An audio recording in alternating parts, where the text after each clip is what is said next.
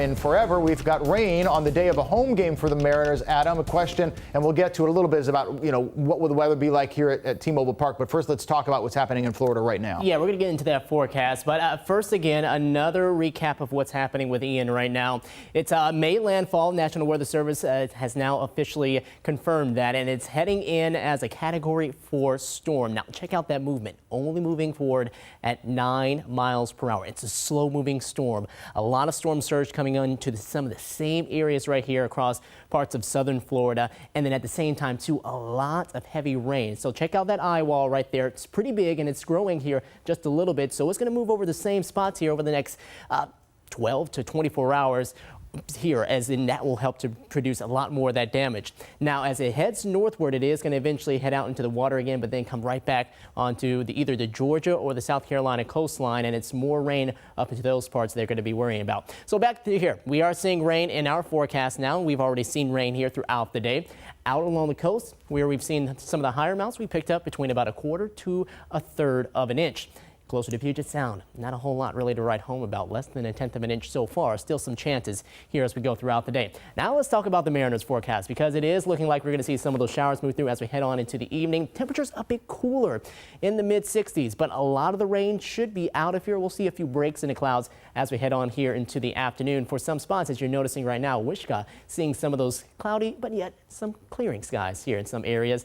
We're also noticing that as you go farther north, Bellingham, partly cloudy skies, and temperatures right now sitting in the 60s into those parts, and noticing a few more clouds here in Painfield, but nice to see the rain there on the runway. Currently in Seattle, we're in the 50s, 58 degrees, southeast winds coming in at 5 miles per hour. A few light showers moving on by, seeing more the 60s in Renton. We're at 58 in Tacoma, 60 in Shelton.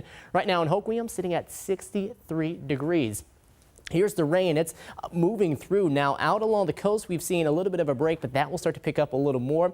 As far as the rain here around Puget Sound, up and down the I-5 corridor, around Everett, maybe Mount Vernon, Bellingham, seeing a few light sprinkles. All of this continuing down farther to the south, where we'll see some of those showers around Tukwila, getting closer to Tacoma, Federal Way, and then down through parts of Olympia, Lacey, and then all the way down into areas around Grand Mound. Now, this system still spinning around is going to help to bring in another surge of rain.